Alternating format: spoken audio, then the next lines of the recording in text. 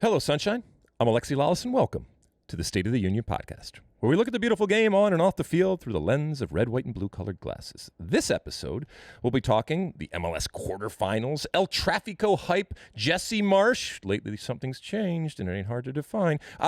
Union disrespect, Vatican girl, U.S. men's national team striker, winger deep dive, and so much more. But first, joining me, as always, my friend, my colleague, my guiding light, David Mosse, a soccer savant and a Fox soccer researcher and writer extraordinaire. Mosse, how you doing on this Monday, October 24th in the year 2022?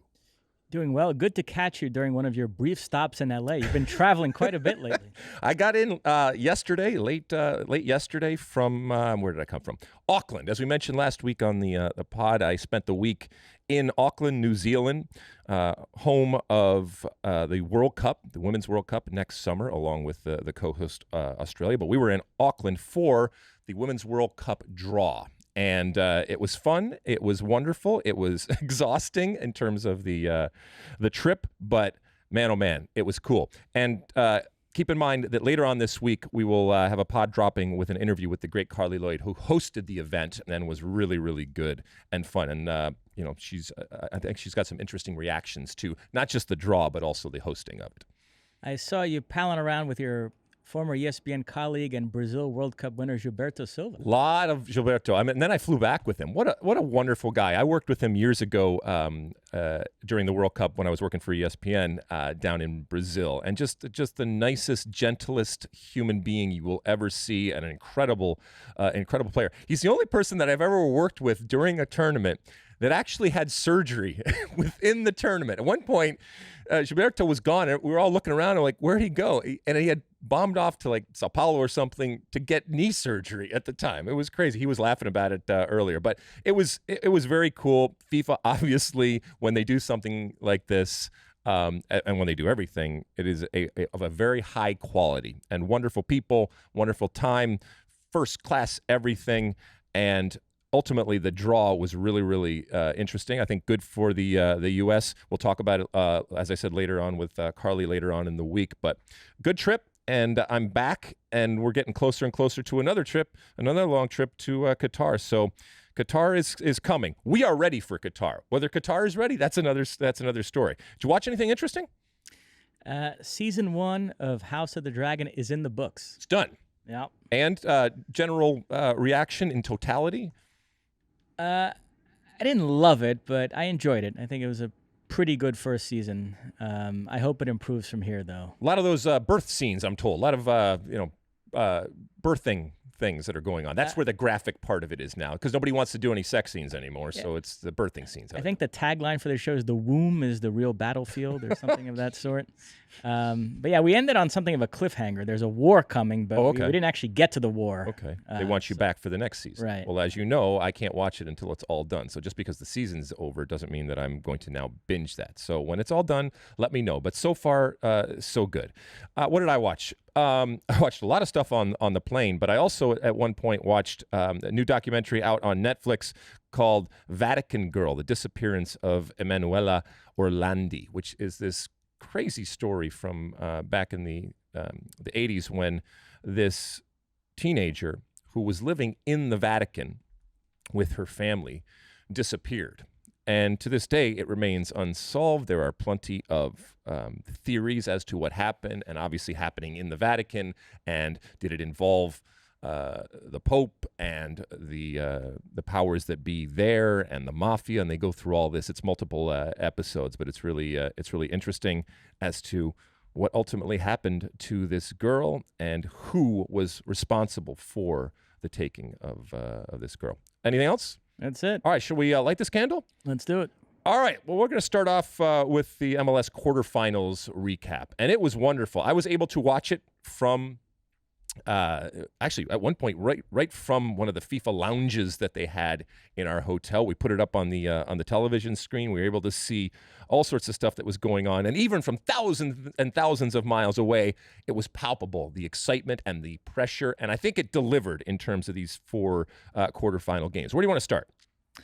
So let's circle back to the 2 Thursday games that both aired on FS1. First up, Philadelphia 1-0 winners at home over Cincinnati. Leon Flack with the only goal. The Union off to the conference final. Unlikely hero.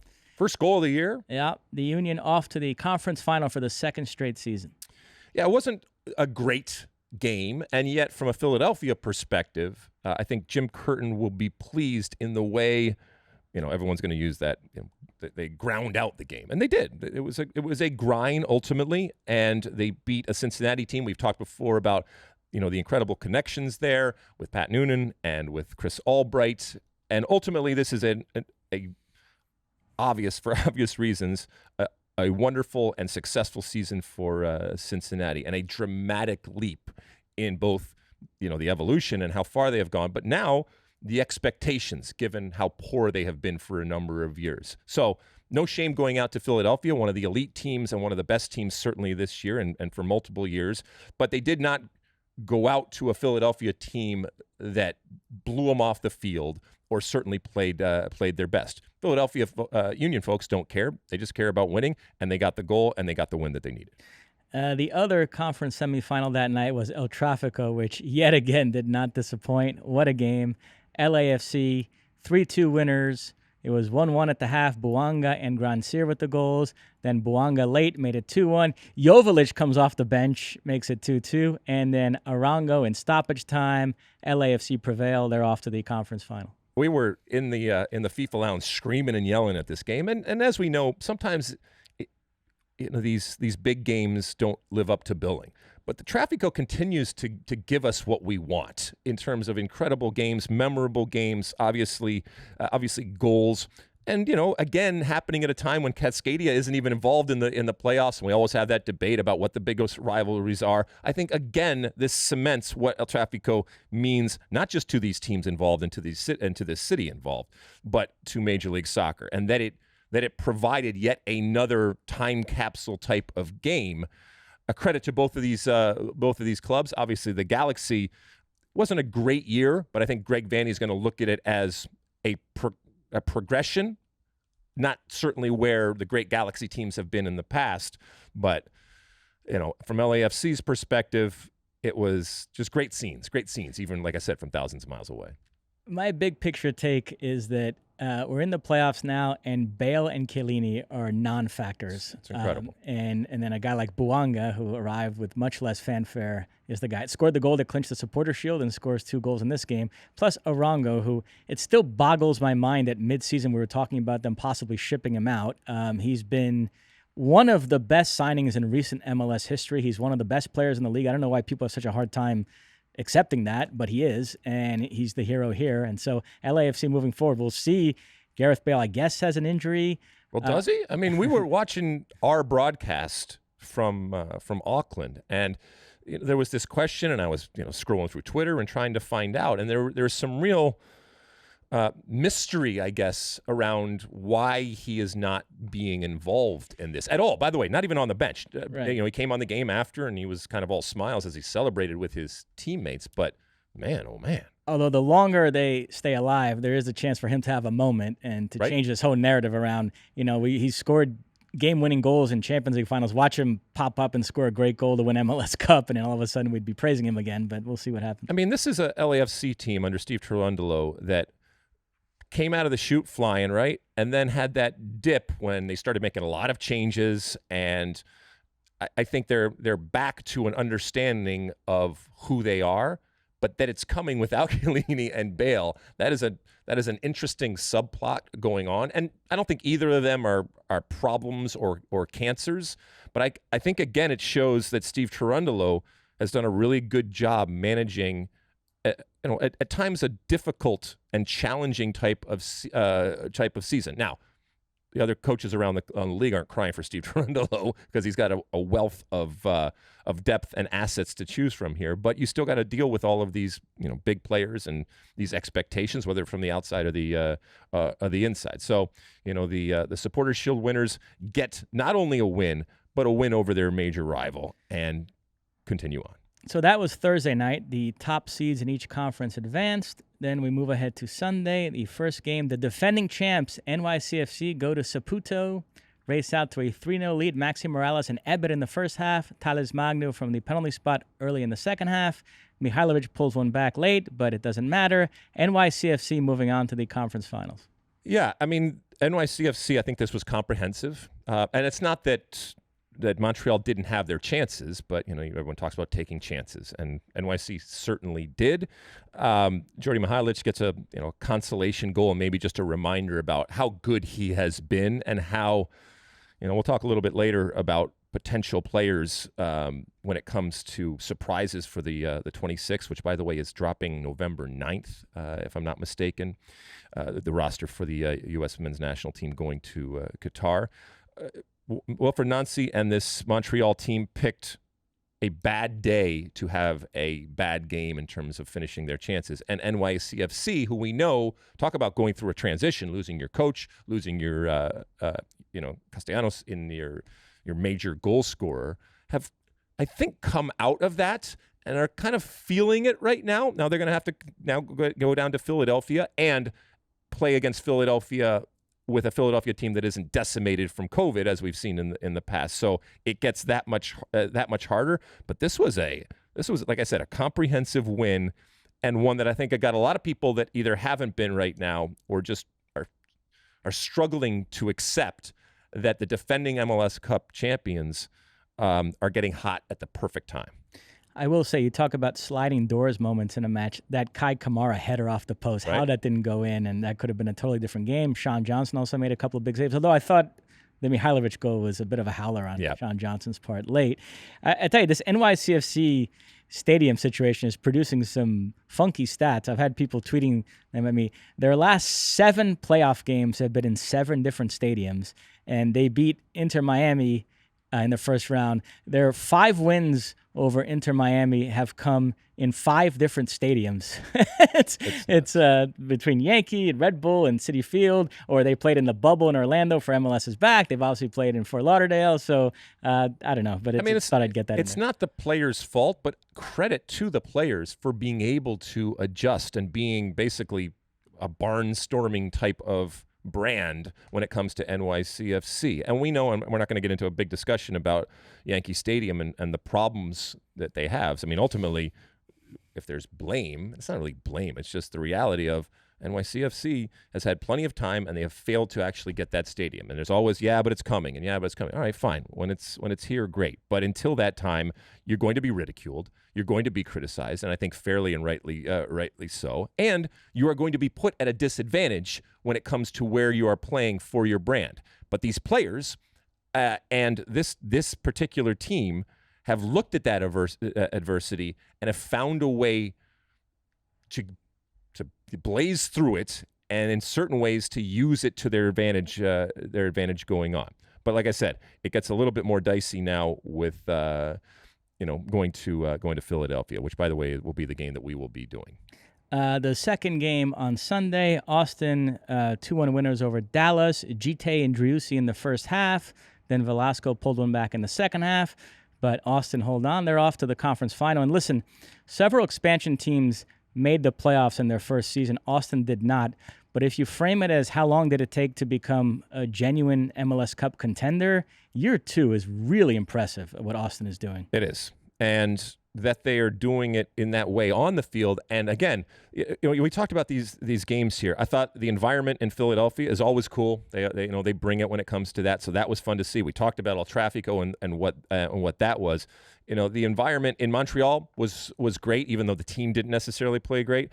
But the environment in Austin and the green and what they have created there and cultivated there, and now with a team that it's not just about liking the team, it's about liking the team that is one of, I guess I will say, relative to this year, one of the elite teams, but you kind of have to do it for a number of years.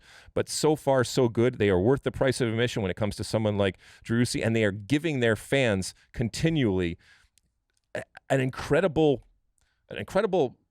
entertaining version of Austin, and that they are now, in the conference finals. I think it says a lot about what Josh Wolf has done, what Claudio Reyna has done, and what that whole organization has done to, again, make such a drastic leap forward. But I'll leave you with this.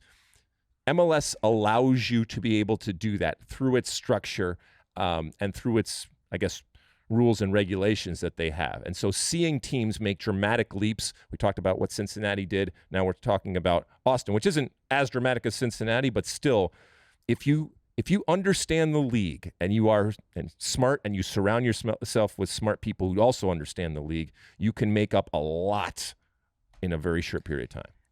Brad Stuber made an incredible save on Aubriana, that header late. So they've got Driussi on one end, Stuber on the other. They've got two real match winners there. Driussi with 3 goals in the 2 playoff games. They won both regular season meetings with LAFC, so they're going to go there with a lot of confidence. That's going to be a fun game. Yeah, I'm still picking LAFC over Austin. And then, as you mentioned, Philadelphia NYCFC is a rematch of last year's conference final. NYCFC went in there and won 2-1. Talas Magna with a late goal, but Philadelphia's still salty about the fact they had to play that game with half their squad out because they tested positive for COVID. As Jim Curtin said, half my team had the sniffles, so they couldn't play in our biggest game of the year. All right, well, be careful. Careful what you wish for. What happens if all guns blazing? It doesn't change. All right, well, this is going to be fun. As I said, we will be doing the Philadelphia NYCFC game 8 p.m.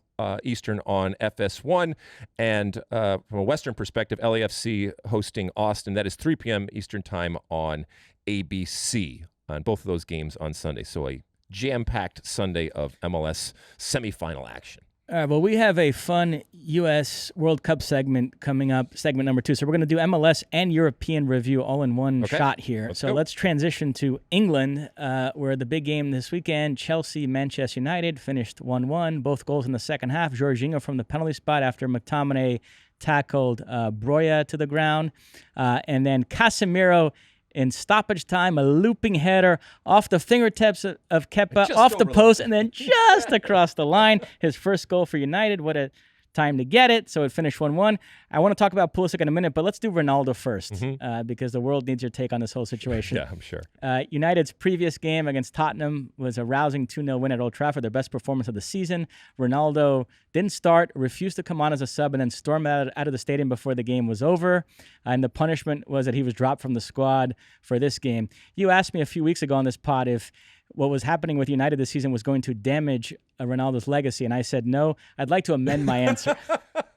So at one point, I was in a car, and we were driving over to the venue down in Auckland for the Women's World Cup draw, and I was in a car with Jeremy, a wonderful Cameroonian player, and just wonderful, funny dude, because he was one of the ball pickers, for lack of a better word, and as I mentioned, Gilberto Silva, Brazilian legend and World Cup winner, and Ian Wright. We were all in the car, and I was scrolling through Twitter, and I was telling him about the news that was coming out and what Cristiano Ronaldo had done, and then the possibility that he was showing up to training and going to be forced to train with the under-21s, and just all of this incredible drama. And they were laughing their asses off, as all of us were from afar. But to your point, obviously it's not a good look for him. And that it's happening in the moment when his nemesis or greatest adversary, if you will, Messi, is kind of gracefully going off into the sunset. It makes it look that much worse that he is behaving in this manner.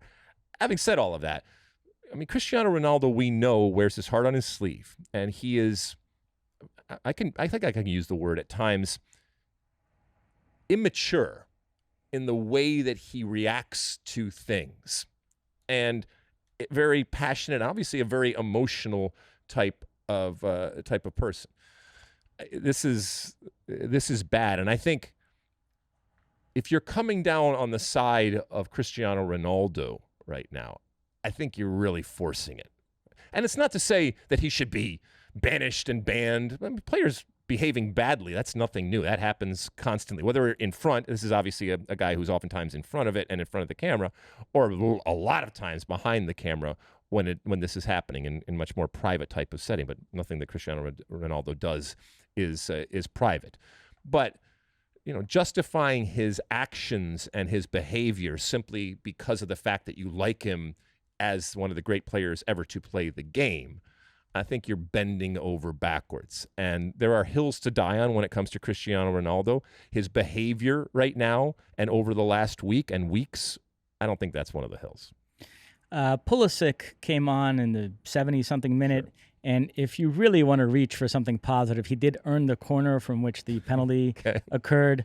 But bottom line, nothing's changed under Graham Potter. We're in the same place we were under Tuchel, and so everybody's looking ahead to January. There are rumors about Newcastle.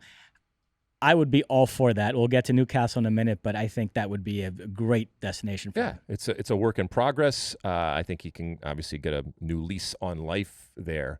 It would be interesting, though, because the rumors that I saw coming out were the number ultimately was very low relative to what Chelsea bought him for, right? I mean, it was in the 80s that he bought him for.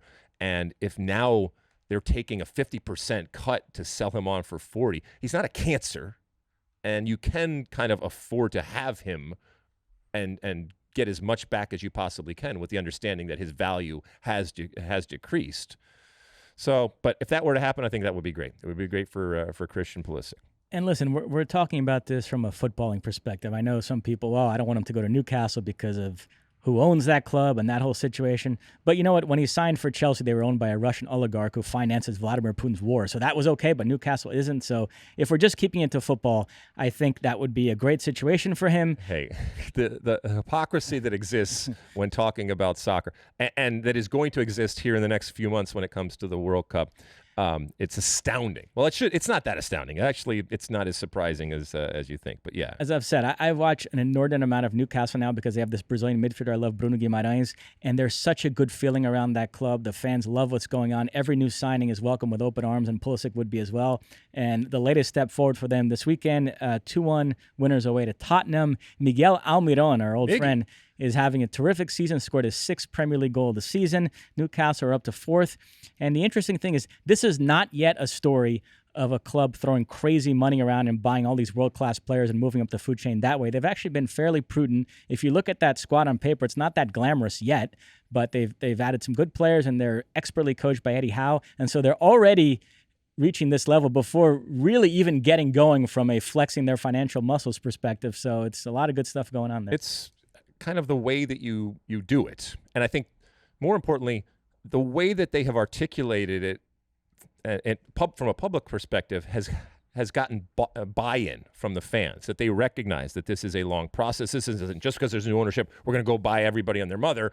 They recognize that it's going to be a slow but steady type of growth. And they're seeing the results ultimately on the field as they get better and better and better and back to where Newcastle fans obviously want them to be. Next up, Jesse Marsch and Leeds. They lost 3-2 at home to Fulham. So the positive from the American perspective is Tim Ream and Jedi Robinson. Yep. But from a Leeds perspective, Tyler Adams didn't play. Aronson did. This is now 4 straight defeats, just 2 points from the last 8 games. They are down in the relegation zone. Jesse Marsch seems to be in real trouble. We're taping this Monday morning. As of now, he's still the coach.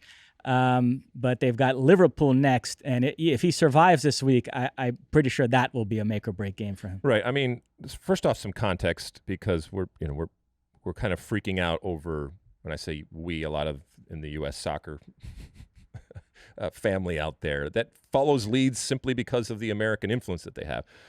There's no shame in losing to Fulham. Fulham's actually a solid, good team. And I think most people would look at it as a better team than Leeds.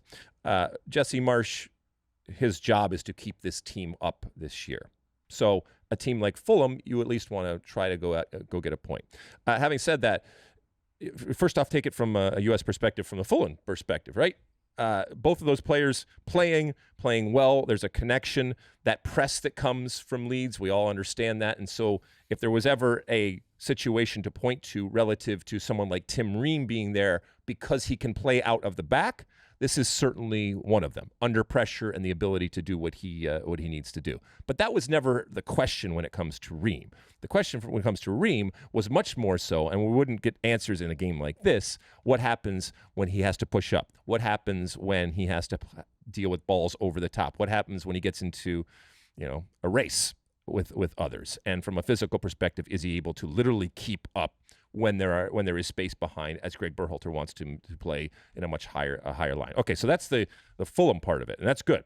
And as I said last week, I would, if it's Tim Ream, he comes with goods and bads like every player, but that he continues to play and play well and be successful with Fulham right now. That's great for him. I don't know if he's going to able to parlay that into a seat on the plane, but if he is, that's good too. When it comes to Leeds right now and Jesse Marsch, yeah, he's under pressure. And rightfully so, not because he is an American coach, but because he is a coach in a situation where they are trying to get somebody in there that is going to steady the ship and make sure that they keep them in the league for what it means from a perception perspective and what it means practically from a money perspective. I don't know if and when they were to pull the plug, but the shouts when it comes to fans out there right now have gotten loud. And this could be the last week that we see Jesse Marsch. I will say the metrics point to a team that's playing better than its record. They've been a bit unlucky in certain games. I think this would be a quick hook. I'm not just saying that because he's an American. I would maybe give him until the World Cup break and see if they can pick things up. That's fair. Games. Yeah, and look, even though Liverpool is not the Liverpool of old, it's still Liverpool. Right. So. Last one in England, City 3-1 over Brighton. Holland with 2 more goals. He's up to 17 Premier League goals this season. And the gap is down to 2 points at the top of the table because Arsenal had their first little moment, 1-1 draw away to Southampton. So, yeah, with all due respect to Arsenal, I think it'll be not too much longer until City jumps into first place and probably pulls. You don't think that Arsenal is able to hang on here? Yeah. I still think their season is about this top is tortoise 4. and hare, that type of thing, right? Yeah. In Spain this weekend, Real Madrid 3-1 winners at home over Sevilla. Benzema was awarded the Ballon d'Or before the game, but sat out with an injury, so they started Vinicius, Rodrigo, and Valverde as a front three. All three played well. Valverde with another incredible strike. He's turning into one of the best players in the world before our very eyes. I mean, it's awesome. And again, I think we talked about this last week. As we see these moments, we roll it forward and we extrapolate it out to how this is going to translate into the World Cup coming, and form and all that kind of stuff. And someone like I think Valverde or others, but we also see players that are unfortunately getting injured, and we're so close to the World Cup right now, and it's devastating and heartbreaking to see. I mean, players are so on edge about it that you see these guys crying when they pick up an injury, and then you find out afterwards, oh, it was a little knock. He'll be back in training in a couple days. But it's just the mere thought that something might have happened to knock him out of the World Cup. So the question is, are they going at less than 100%? And it's easy to say you can turn it on and off, but I think it's hard to turn it on and off.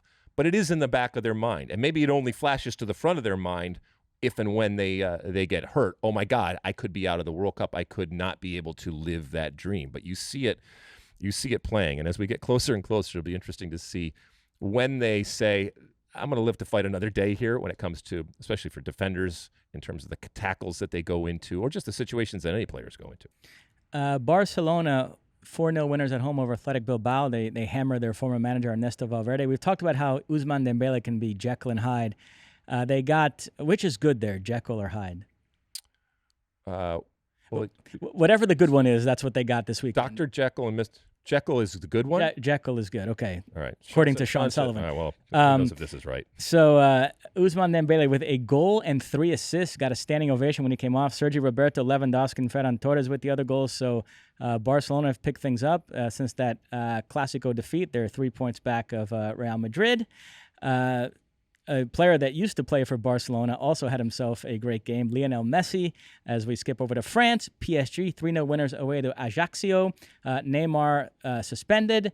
Messi and Mbappe put on an absolute show. Messi scored assisted by Mbappe. Mbappe scored twice, both assisted by Messi. So their connection was percolating. Yeah, until Mbappe gets angry and wants to leave, right? Okay, so it's going well. I will say, though, when Neymar is out, we kind of get to see what Mbappe hoped the team was this season. He wanted Neymar to leave. He felt like they'd be better balanced, I think, if it was just him and Messi up there. But so you think Mbappe plays better when Neymar is not on the field? I think there might be something to it. Dare you. Okay.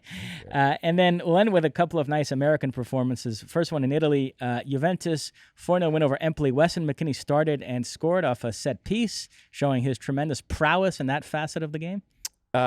We've talked about the set piece, I guess, question relative to the national team, and we'll talk a little bit more later on when we're looking at some at the strikers and wingers here. But It's undeniable. Put the ball in good areas, and Weston McKennie has a knack of getting his head and his body to different things here. So that's a good thing, because while Weston McKennie has continued to play, there's a lot of question as to whether he is playing well. Well, not a lot of question. I think a lot of people think that he's not at the level that he needs to be in. But he is at least playing. He is not injured like others out there, or not being put on the bench like others out there. So this is not only playing, but playing well, and obviously getting goals. Goals are a good thing, Mosse, in my expert opinion. I'm actually going to sneak in one more Serie A result. Napoli 1-0 winners away to Roma. Osimhen with the only goal. They continue to roll. They're atop the table.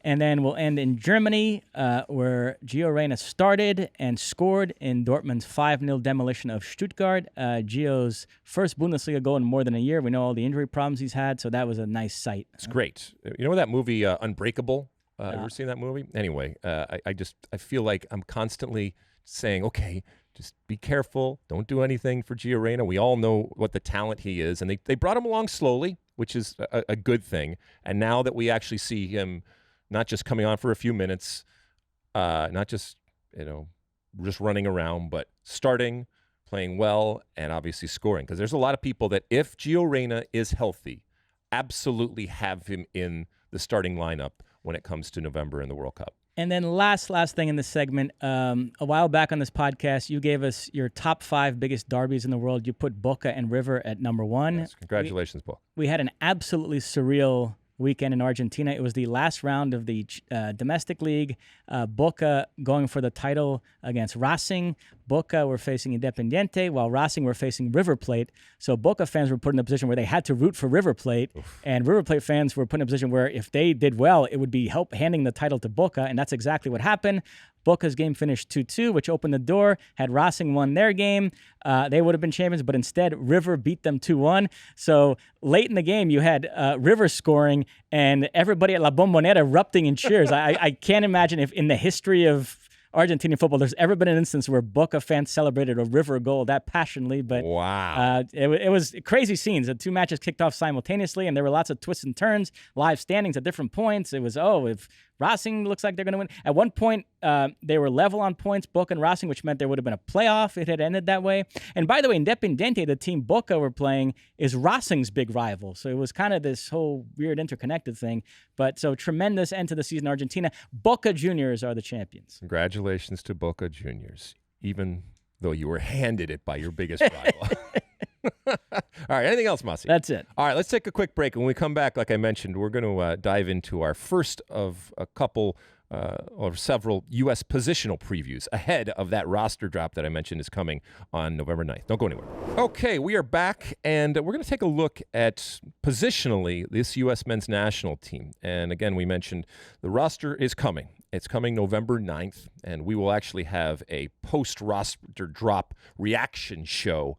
And with all of the questions and comments and concerns out there when it comes to this. And there are, there's a lot of debate and I guess controversy as to who ultimately are going to be the 26 men that are going to represent the United States when it comes to the World Cup. All right, which position will you start with here, Mosse?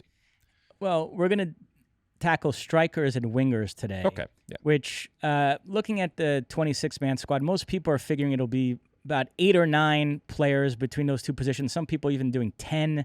But keep in mind, there are some hybrid players like Malik Tillman, Christian Roldan, Gio Reyna, Brendan Aronson, where you could employ them as midfielders or wingers. So, and we think it's going to be the 4-3-3 with those 3 players in that midfield and those 3 players up top. And so we are including both of these strikers and wingers as one or multiple players that are going to play in that top 3, shall we call it? So let's do striker first. Okay. So I think most of us feel like it's 4 guys fighting for 3 spots, which would be Ferreira, Sargent, and Pepe, who are in the last squad, and then Pifak right now on the outside looking in. You do have guys like Haji Wright and Brandon Vasquez also in the general mix, but did you buy that we're down to those 4 fighting for those 3 spots? Yes. 5, right? So you would include Haji Wright in that? I would include Haji Wright only that he has been there before, and someone like Brendan Vasquez has not been there before, and who knows about this. I'm not talking about this camp coming up, this strange camp that's happening with MLS players here. But I think that Gregg Berhalter has pretty much established that he's going to go with the ones that brung him, right? And being a part of the group that he talks about a lot, I think he gives that incredible credence and importance relative to others. So I would consider him in that group. I still don't think he is going. To your point, I think he's only taking 3, and he's been kind of pretty clear over the last couple of months that that's something that he wants to do. I'd take 4, but he's gonna ultimately take 3. And so the incumbent, we've talked about Jesus Ferreira. He is not, and we were recording this on Monday, as we mentioned, Dallas out of the playoffs right now. So he is one of those players who now is going to have multiple weeks before that first game against Wales where he is not playing games, although he will be training. I do think that he is the incumbent.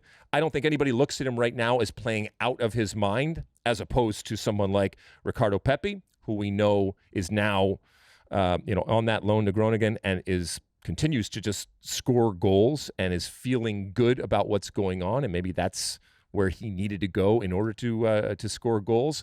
But goals can shade things, and goals can give you a false sense of security, even when it comes to goal scorers.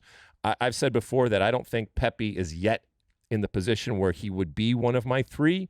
I would take Jesus Ferreira, I would take Josh Sargent, and I would take Jordan Pefok. But with what Ricardo Pepi is doing right now, it would not surprise me if Gregg Berhalter took Jesus Ferreira, Ricardo Pepi, and Josh Sargent, and Pefok, who we know was left off this previous roster, doesn't make it from a Gregg Berhalter perspective if he's only taking 3. And like I said, I don't think Haji Wright is going to be involved, even though he has been involved in the past. Did Jesus Ferreira's performance in these MLS playoffs concern you, particularly the Minnesota game? He was awful and nothing special against Austin. I mean, so if you're a striker and you score goals, you've had a good game. If you don't score goals, you haven't had a good game. And I know that's simplistic, and again, that in and of itself can give you a warped perception of what the reality of a player is. I actually saw Jesus Ferreira kind of doing what we expect in dropping deep and not really playing. I mean, actually playing the false 9 in the way that he just shows up different places. He didn't have a standout game, and he didn't have a standout type of moment where you were oohing and awing about him. And therefore, as U.S. men's national team fans, it doesn't give us a great sense of security and hope going forward if Jesus Ferreira is ultimately starting. And so you just hope that when the World Cup ultimately comes, that a different version of Jesus Ferreira is there. Not that he's playing completely differently, but ultimately he's being a lot more effective and doing the most important thing up there, which is scoring goals. I will say, to make a larger point here, a couple of years ago, what got everybody excited, including us at Fox, is if you put together a projected US 11 and included the logo of the club that each guy was on, the pedigree was really impressive. Every position was Chelsea, Bayern, Barcelona, Manchester City. The implication was that Americans had arrived and they were going to become super relevant, super impactful in the upper echelons of the European club game.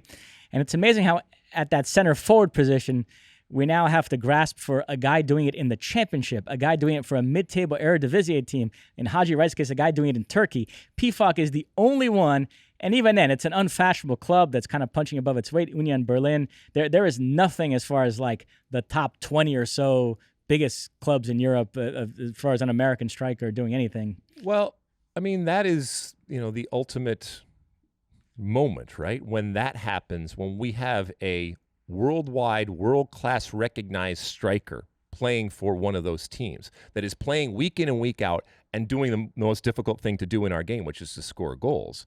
That will be something we've never had that, even with the likes of Josie and Ronaldo and these types of players. They've never been at that great club, recognized all over the world, and been the guy, the Lewandowski type of thing.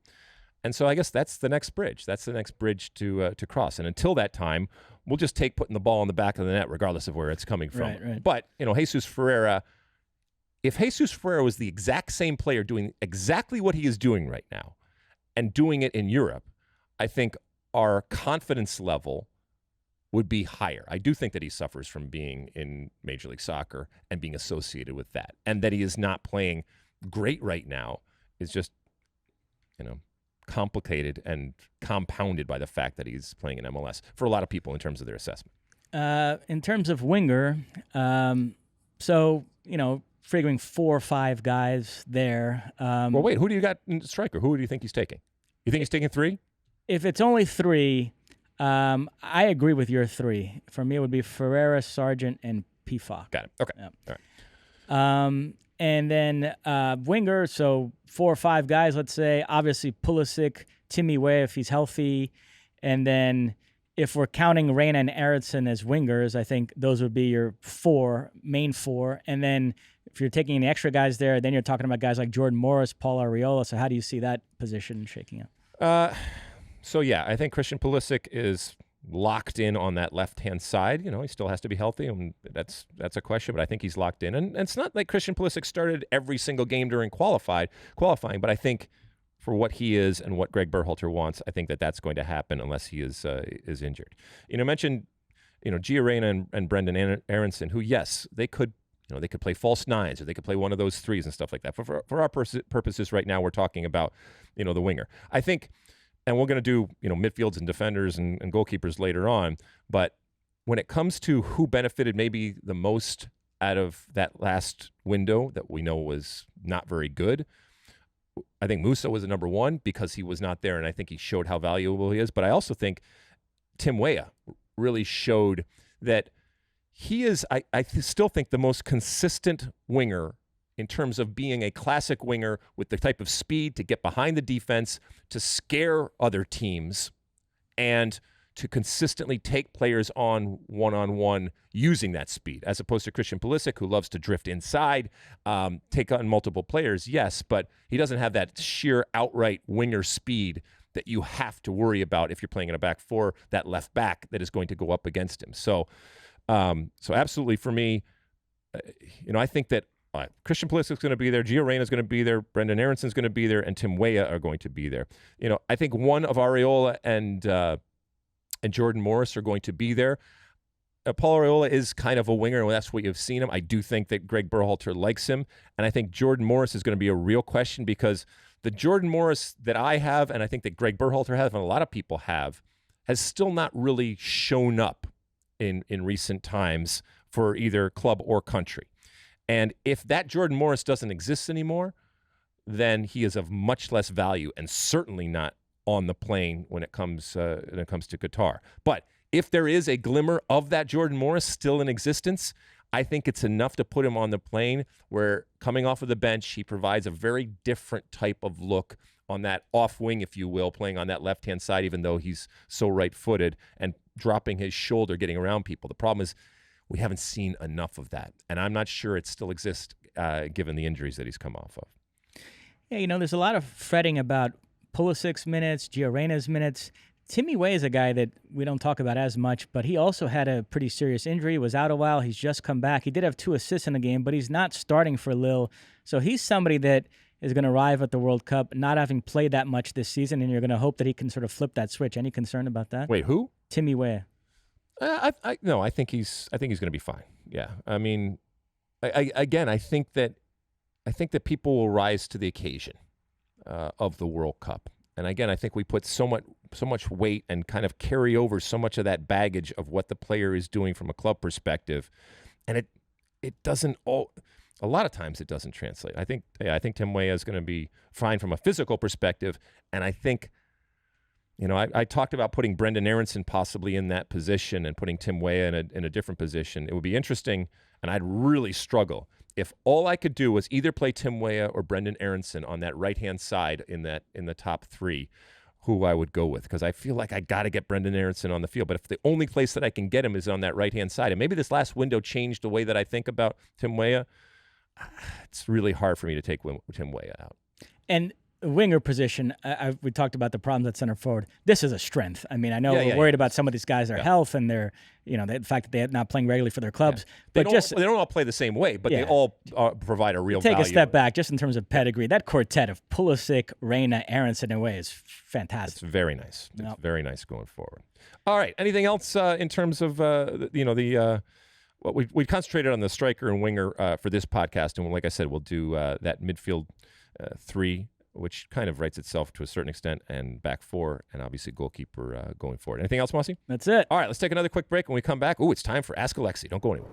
Okay, welcome back. It's time for Ask Alexi. Use that hashtag Ask Alexi out there on all the social media platforms, and don't forget our handle out there, SOTU with Alexi, on all those social media platforms. Or as a lot of people do now, you use our voicemail, our State of the Union podcast hotline, which is 657-549-2297. I think we got a couple of voicemail calls, right, Mosse? Yep, let's go to the first one right now. Hi, David, Alexi. This is Ryan from West Virginia. Love the podcast. Love what you do. Thank you for what you do. So I was just wondering, I know that the World Cup is coming up, and that's on the foremost of everyone's mind. But as far as growing the sport, how important is the 2024 Olympics, and where do you think, or how do you think we should do in those Olympics? Thank you. All right. Well, thank you, Ryan, from West Virginia. So the Olympics. The Olympics are an interesting thing. You mentioned growing the sport. I don't know how much growing of the sport happens from a soccer perspective when we do well at the Olympics. Women's team is a little bit different, and obviously they've been very, very successful and have used that platform. The problem, it's not the problem, it's just the reality of an Olympics is you're competing with all of these other sports. We traditionally, from a men's perspective, have not done particularly well. Good news is about 2024, we are finally back at the Olympics after missing multiple cycles. When I think about the Olympics now, though, I look at it from a practical perspective. We talk so much, Mosse, and we just did a whole segment on this incredible group of talent that we have that is now with the national team. Well, this talent is not only inexperienced, but it's very, very young. That means that they have a wonderful rampway up to 2026. Keep in mind that as a host of 2026, the United States, we are not going to go through a qualifying process. And so any type of opportunities that we have that we can create or accept when it comes to going to different tournaments or stuff that is in our window here, we have to use to prepare for 2026. The challenge with that is there's a whole group of younger players that are coming up right now that we also have to kind of blood. And so if it's Gregg Berhalter going forward or somebody else going forward, they're going to really strategically have to look at the 2024 Olympics from a men's perspective in how many of these players are we going to say, look, we don't have qualifying. This is a big tournament. This is an opportunity for us to get that type of experience. Can we use it? Because there will be players that, just from an age perspective, and keep in mind it's under 23 at the time of the Olympics, plus an additional 3 players that you can add in the Olympics that are able to participate. So you got to choose who are those 3. There will be players, like I said, that just from an age perspective will be able to go. And who do you choose going forward to get as much experience as you can relative to 2026? And I don't know what the philosophy is going to be. It might be, let's take a really young team and blood a whole new generation in that 24 that we then add to an already younger generation. Or it might be, let's get as many of what we think are going to be part of 2026 that we saw in 2022 together in this tournament because we don't have qualifying coming forward. Thoughts on the Olympics, Mosse? Yeah, it's really interesting because in the summer of 2024, we also have a Euros and a Copa America. Now, there's been some talk about the U.S. taking part in the Copa America, sort of a Centenario-style tournament. So that would change the equation because if that's the case, then I think you would prioritize that over the Olympics. But let's say that doesn't happen. Then the Olympics would be the tournament for the U.S. in the summer of 2024, while a lot of the European and South American powers would prioritize those regional tournaments and wouldn't send the strongest possible team to the Olympics. So from a strictly results standpoint, there would be a real opening there. The U.S. would be able to put together a nice squad and I think go deep in that Olympics and maybe even win a medal. And keep in mind that it's going to be groups of 3 for 2026, right? And again, we are going to be limited as to the amount of competition that we are going to be able to have. And we already saw it this cycle. A lot of people saying, hey, we didn't play enough teams. And it wasn't anybody's fault. It was COVID, and it was just the reality of Nations Leagues happening and all these different tournaments that are competitive. So the opportunity to play against teams that you don't get in normal circumstances becomes that much more valuable. So whether it's going to Copa America and playing against CONMEBOL teams or going to an Olympics where you're going to play against teams from all over the world, what is the best possible preparation? I don't know. I mean, they're going to have to figure it out, and that's why a guy like like, well, if it's Gregg Berhalter continuing on, but more importantly, a guy like Brian McBride, the general manager of the team, and then Ernie Stewart overseeing everything, strategically, they're going to have to really figure out what they want to do. By the way, it's not definitely groups of three. It's going to be groups credit of where three. credit's due. Grant Wall was the first guy I saw report that FIFA rethinking that. I've been yelling about it. It's been my main objection to the 48-team World Cup that I think 16 groups of three is a ridiculous format. And according to Grant's reporting, some at FIFA are kind of looking at that. Yeah, maybe there's a better way we can do it for 12 groups of four, whatever it is. So they're playing around with different formats. But you're very much in the FIFA family around, so you might know something I don't. No, I don't. I'm just assuming that's what it's going to be, because then if you go to the other way, then you're starting to have third-place teams go through, right? Yeah, I think so. You've gotten past that right. going forward. But, yeah, I mean, no matter what, 2026 is going to be very, very different. And although one could argue 2 teams advancing out of a group of 3 is just as farcical as third-place teams in a group of 4. Right? Exactly. So, all right. Well, anyway, good call there from Ryan there in West Virginia. I think it's going to be important, and no matter what happens, we should be very excited and happy because we are finally, from a men's perspective, back at the Olympics, and we can use that because we have wasted that platform for too long. So that's the good news. Who ultimately represents us and what the philosophy is going forward, that remains to be seen. All right, another one, right? Yep, another voicemail. Hey, Alexi. Hey, Mosse. This is John. I'm calling in from Pittsburgh. I have a question that's aimed towards Mosse.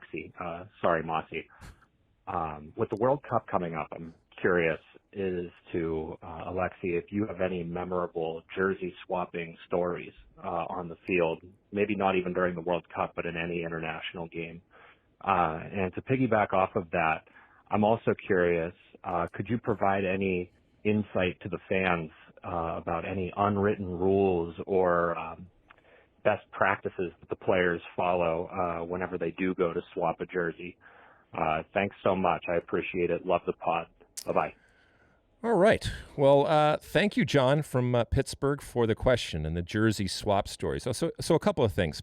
And I think I've mentioned this before on the pod.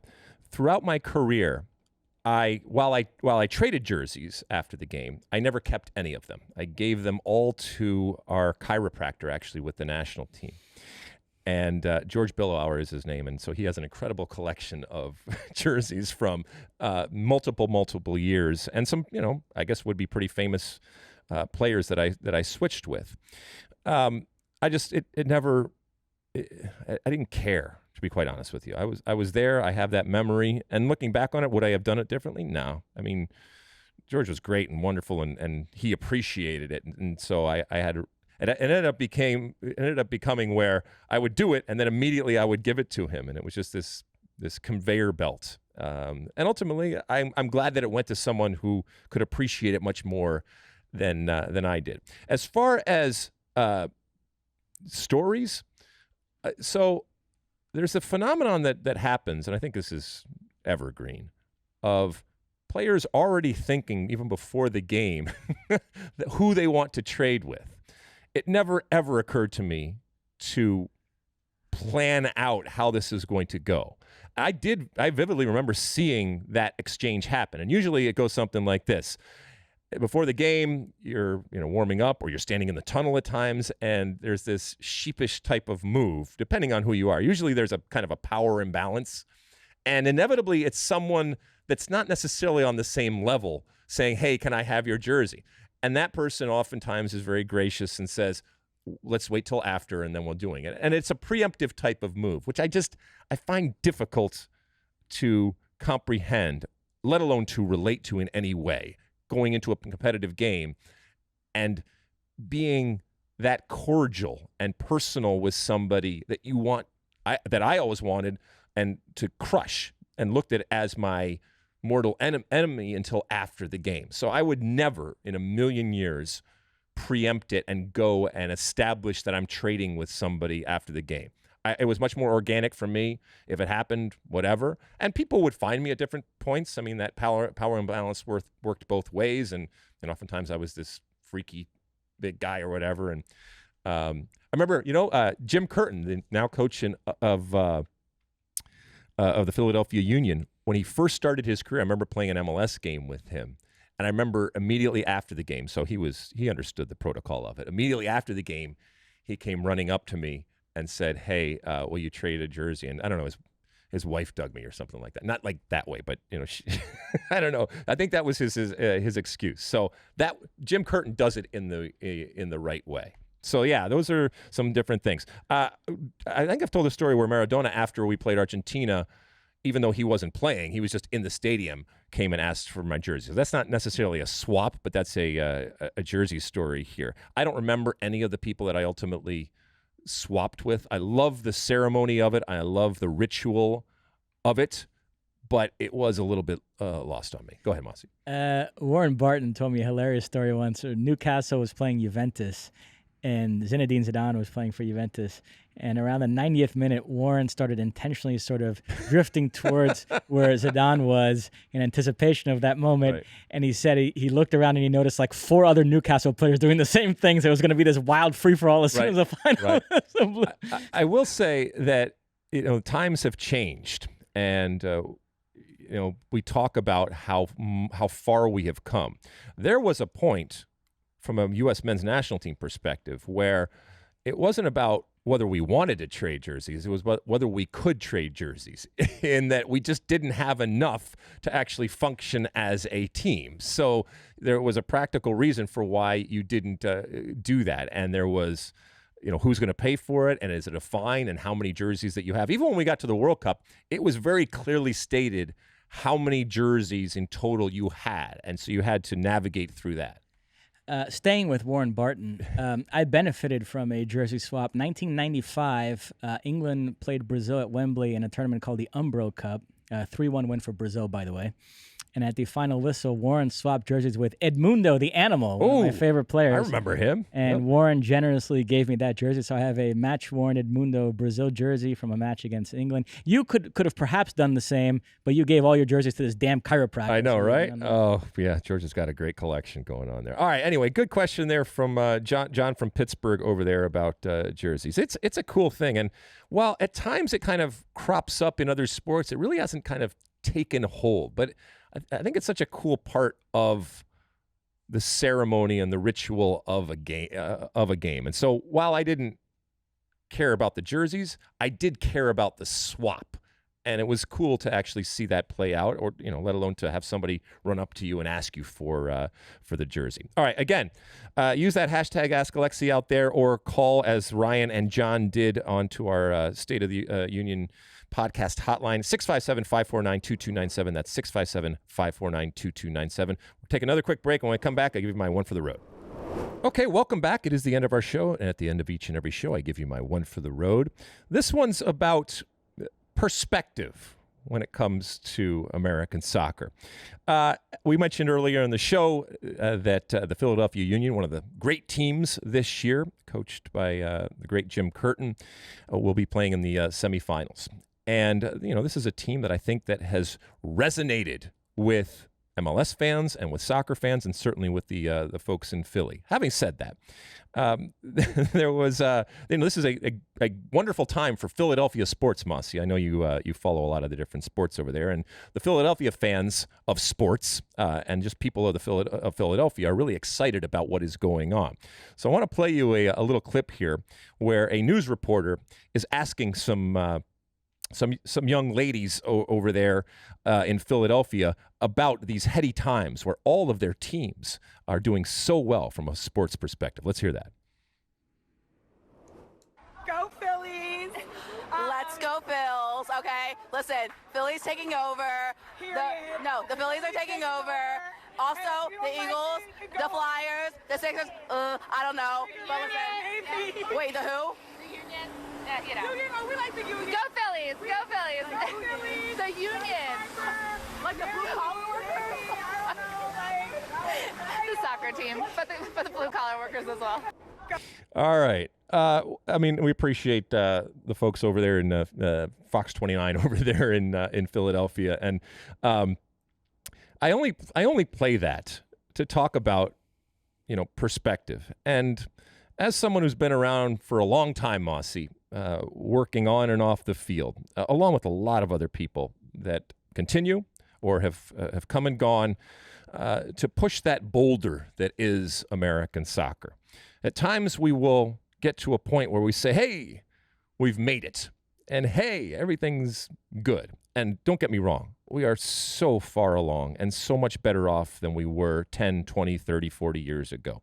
And that type of progress is only due to this constant pushing of the boulder up a hill. And yes, it has gotten easier, but it is not easy. And, something like this, I know it's, anecdotal, right? And it's not representative of everybody. But this is the type of lack of knowledge and understanding, even within an MLS city, that is the challenge. And it's not a bad thing. It's just the reality of not being the major sport in our country and culture, and in our cities when it comes to a Major League Soccer team, not having the penetration and the relevance that you need.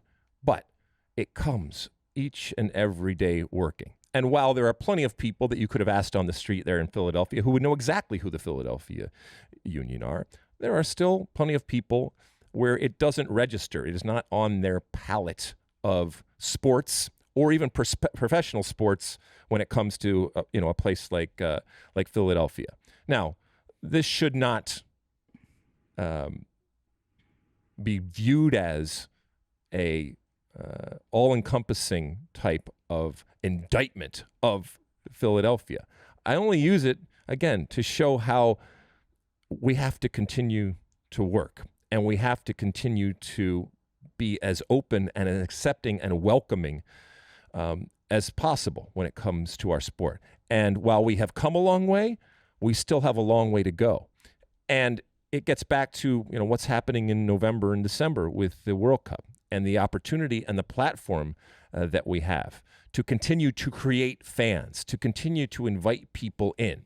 And whether they are hardcore Philadelphia Union fans or just getting to the game, that we can convert into Philadelphia Union fans, or whether they don't even necessarily watch the team, but they know and they acknowledge the team. And with that comes the credibility that you need. And they're wearing the gear. I have seen it change. And sometimes we can get caught up in the moment. And like I said before, sometimes we can kick ourselves for what we aren't. And you might see a segment like that and say, oh, I can't believe that we haven't registered on this young woman's sports radar out there. But we have registered on a lot of radars out there. And getting to her and others out there so that when you don't even need to be prompted by the reporter, when you are rattling off your teams in your city, whether they're doing well or not, the Union is just another one. And there's a whole generation that is growing up where soccer and Major League Soccer or USL Soccer or NWSL Soccer are part of their sports palette.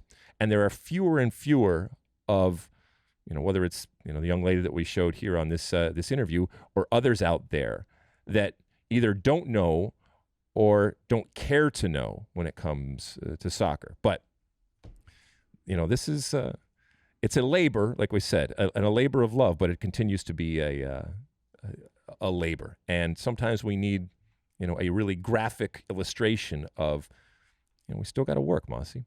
And that's okay, because it's a joyous type of work that we are doing, and we are seeing the results.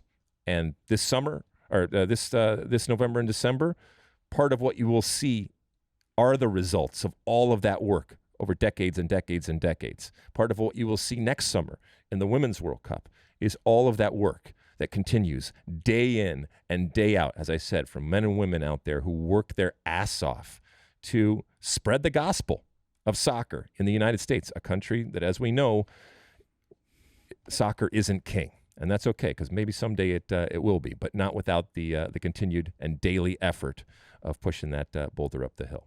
Mosse, anything before we go? Astros in 5. You got Astros in 5. Okay, cool. And the final is what? Astros against whom? Phillies. Hence the... Oh, okay, right. There we go. Hence the Phillies. And the Phillies are a baseball team, right? Right. Got it. All right. Well, we'll have another episode of the State of the Union later on this week. As I mentioned, wonderful interview with the great Carly Lloyd, and we'll talk about a bunch of other stuff, including getting ready for this weekend's MLS semifinals of Major League Soccer when it comes to MLS Cup. Keep reviewing and writing and downloading and subscribing and doing all the different things that you do out there, including the Ask Alexi questions that we get out there. And then, of course, our State of the Union podcast hotline at 657-549-2297. All right, until later this week and another episode, Size the Day.